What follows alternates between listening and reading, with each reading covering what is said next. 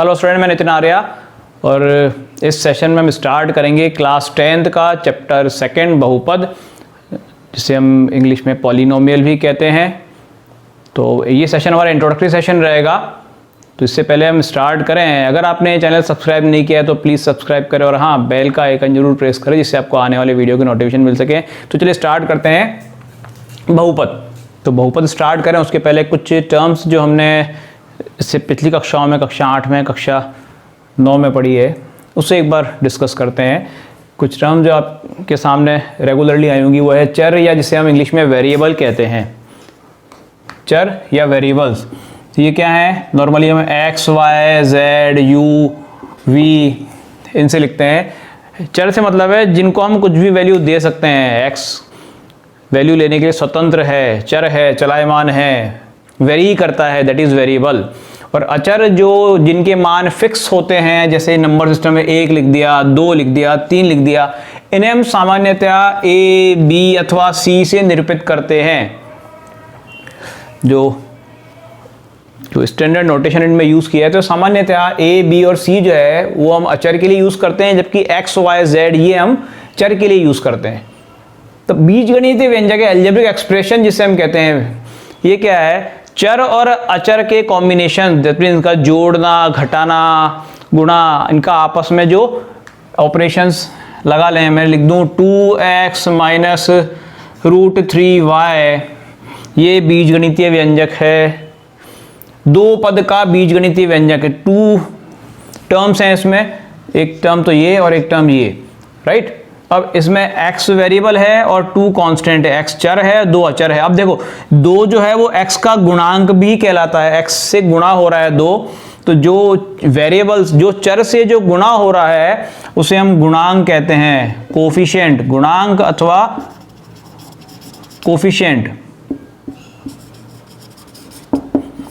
गुणांक अथवा कोफिशिएंट जो गुणा हो रहा है। जैसे यहां मैंने लिखा 30x की पावर 2, तो 30 जो है वो तो गुणांक है और ये आपका पद है। तो एक पद है 30x²। अगर मैं यहाँ 30x² प्लस 4, 30x² प्लस 4 कर दूं तो ये 2 पद है, 2 पद का बीजीय व्यंजक है, राइट। और x² का गुणांक जो है वो 30 है। और यहाँ मैं अगर x की पावर 0 कर दूं तो अचर पद 4 है, कह सकता हूं ये 4 जो है वो अचर पद है या x की पावर 0 का गुणांक है, ये भी कहते हैं, ठीक है। तो ये सब आप लोग पहले स्टडी करके आए हैं। अब मुझे अगर 40 घात का बहुपद लिखना है, 40 घात का, तो x की पावर 40 कर दूंगा। 40 घात का व्यंजक जिसमें 3 पद हो, तो एक तो मैंने लिख दिया x की घात 40, या 5x की पावर 40 कर दिया, प्लस 2x कर दिया, प्लस 7 कर दिया। तो ये 3 पद है इसके अंदर।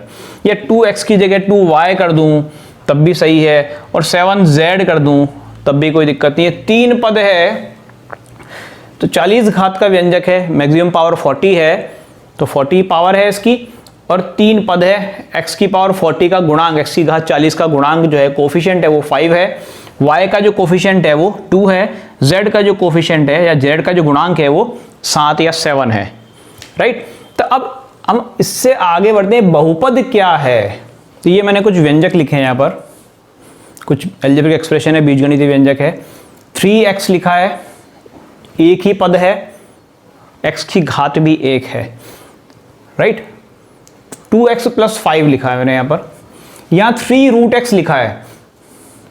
यहाँ x, √x से मतलब x की घात आधा हो गया, x की घात हाफ से मतलब है।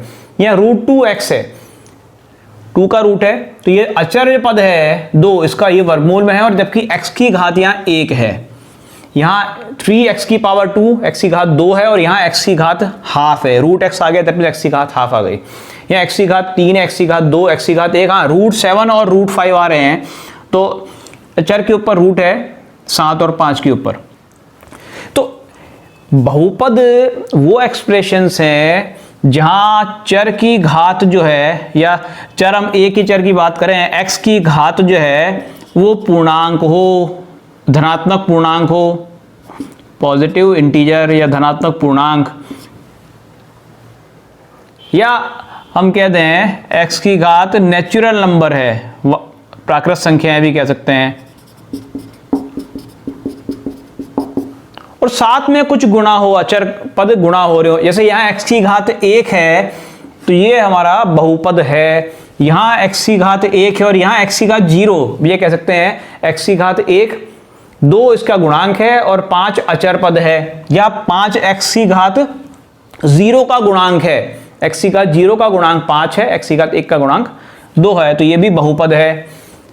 3x की घात 2, 4x माइनस 4x प्लस 7, यहाँ भी x की सारी घातें हैं, पूर्णांक में आ रही है 2 1 0, 3 2 1 0 बहुपद है।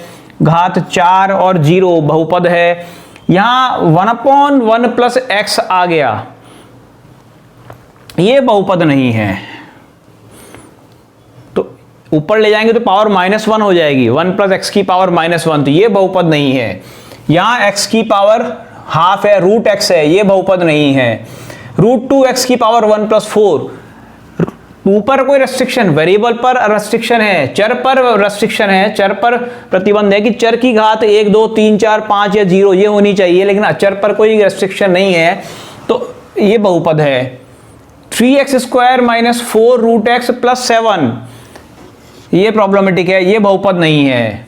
तो यहाँ 8x³ minus 4x² plus √7x minus √5, √7 और √x नो प्रॉब्लम, क्योंकि दोनों अचर है, तो अचर में कोई इशू नहीं है। चर की घातें धनात्मक पूर्णांक होनी चाहिए, यहाँ पर 8x की पावर 7, x की पावर 6, यहाँ अचर पद या x की पावर 0 कह सकते हैं, तो यहाँ भी कोई दिक्कत नहीं है। यहाँ 1/x आ रहा है, दैट मीन्स 1/x से मतलब है x की पावर -1, जो प्रॉब्लमेटिक है। यहाँ √x भी आ रहा है, तो ये भी प्रॉब्लमेटिक, यहाँ पर ये एक्सेप्टेबल नहीं है, तो ये बहुपद नहीं है। तो इनमें हमने कैटेगराइज कर दिया कि कौन से बहुपद हैं और कौन से नहीं है।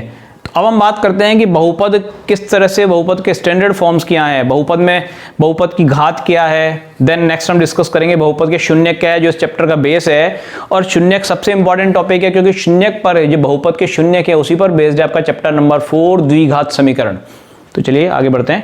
तो सबसे पहले स्टार्ट करते हैं एक घातीय बहुपद से, ax प्लस बी, इसे निरूपित कर रहे हैं ax प्लस बी।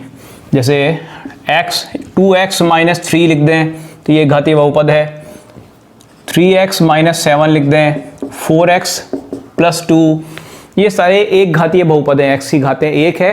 तो a इस केस में a तो है 3 और b है -7, a 3 b -7, इस केस में a 4 है और b 2 है। 2x माइनस 3 में a 2 है और b -3 है, तो a और b को आइडेंटिफाई करना भी हमें आना चाहिए। दो घात का बहुपद लिखे हैं, ax² plus bx plus c। Example x² minus 3x plus 7, यहाँ इस केस में a कितना, देखो ax² माइनस 3x प्लस 7, तो अधिकतम घात जो है वो बहुपद की घात कहलाती है। इस व्यंजक की, इस बहुपद की अधिकतम घात जो है, चर की अधिकतम घात जो प्रेजेंट है वही बहुपद की घात कहलाती है। तो यहाँ चर की अधिकतम घात 2 है, 1 भी प्रेजेंट है 0 भी प्रेजेंट है, 7 से मतलब 7 की x की पावर 0 हो गया, राइट। तो अधिकतम घात है वो बहुपद की घात है। तो a जो है इस केस में 1 है, गुणांकों की तुलना करें ना, यहाँ पर x² से जो गुणा हो रहा है, दैट मीन्स x² का जो गुणांक है वो a है, तो यहाँ पर x² का गुणांक 1 है, a1। b जो है वो x का गुणांक है, वो -3 है। c जो है वो अचर पद भी कहते हैं, ये c जो है यहाँ अचर पद है, अचर पद या कांस्टेंट टर्म। b जो है दैट इज x का गुणांक या कोफिशिएंट ऑफ x, गुणांक से मतलब है coefficient, coefficient of x। a जो है वो है x² का गुणांक, कोफिशिएंट ऑफ x²। तो यहाँ हमने a b और c आ गया आपका 7, ये आइडेंटिफाई कर लिए। तो किसी भी बहुपद में a b और c आइडेंटिफाई करना बहुत इंपॉर्टेंट है। तो ये जो स्टैंडर्ड नोटेशन है बहुपद की, ये हमें ध्यान रखना है। अगर ये 3 घात का बहुपद होता, चलिए एक एग्जांपल और लेते हैं उसके पहले। यहाँ मैंने लिखा है 3x² माइनस 7। अब यहाँ क्या हो रहा है देखो, इसको ढंग से वापस अरेंज करके लिखे हैं 3x square plus 0x minus 7। तो यहाँ a तो है 3x स्क्वायर का जो कोफिशिएंट है या गुणांक है वो 3 है, x का जो कोफिशिएंट है दैट मीन्स b x का जो गुणांक है वो 0 है, और अचर पद कांस्टेंट टर्म जो है c दैट इज -7, राइट। तो यहाँ x की टर्म नहीं है तो उसका जो गुणांक, जो टर्म नहीं है, जो टर्म गायब है, उसमें जो गुणांक या कोफिशिएंट आएगा वो 0 आएगा। अगर मैं इसे 7x स्क्वायर प्लस 4x लिखूं, राइट, तो इस केस में a कितना है, a जो है वो आपका 7 है, b कितना है, x का कोफिशिएंट 4 है, और कांस्टेंट टर्म यहां नहीं है, दैट मीन्स c कितना है, c यहां 0 होगा। तो ये हमें ध्यान रखना है।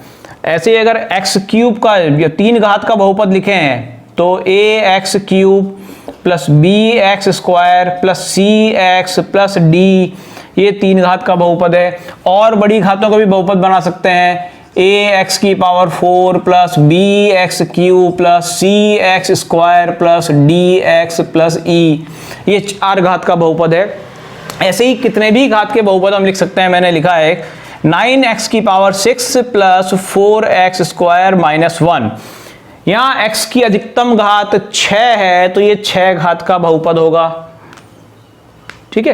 तो सबसे इंपॉर्टेंट चीज है बहुपद आइडेंटिफाई करना कि कौन सा बहुपद है कौन सा नहीं है।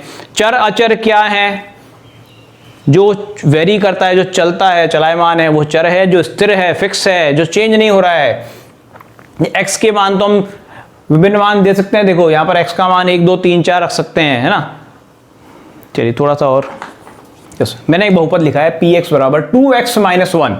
तो यहां अगर मुझे p1 निकालना है तो क्या करेंगे, 2x की जगह मैं 1 रखूंगा -1, तो 2 multiply 1 2 minus 1 equal to 1, right. p1 का मान 1 आ गया। ऐसे ही मैं x का मान अगर 0 रख दूं तो कितना आ रहा है, 2 मल्टीप्लाई 0 -1, तो 0 माइनस 1 इज -1। ऐसे ही अगर मैं x का मान 2 रख दूं तो 2, x की जगह 2 रखेंगे, 2 गुणा 2 -1, यहां x को 2 रखेंगे तो यहां इस x की जगह 2 रखना है, इसको 2 से रिप्लेस करना है, तो 2 गुणा 2 4 -1, ये 3 बन गया, राइट। और ऐसे ही मैं x की घात p का मान, x का मान 1/2 रख दूं तो 2 गुणा 1/2 -1, तो ये कैंसिल होके 1 - 1 बनेगा 0। तो बेसिकली हो क्या रहा है, x को हम अलग अलग मान दे सकते हैं लेकिन ये अचर जो है ना ये फिक्स है, इसीलिए अचर हैं, ये फिक्स हैं तभी अचर हैं, राइट। तो ये जो है कांस्टेंट वैल्यू 2 और -1 कांस्टेंट है, और x जो है वो वेरिएबल या चर है, x चलायमान है, x को विभिन्न मान दे सकते हैं। अब ज्यादा इंटरेस्टिंग चीज है वो p 1/2 का मान जो है वो 0 आया है, तो यही अपना बेस रहेगा आगे के टॉपिक के लिए। सबसे इंपॉर्टेंट चीज यही है, ठीक है। तो ये हम नेक्स्ट टॉपिक में डिस्कस करेंगे। इसमें इतना ही। तो अभी तक आपने चैनल सब्सक्राइब नहीं किया तो प्लीज सब्सक्राइब करें, और हाँ बेल का आइकन जरूर प्रेस कर दें भैया। Thank you.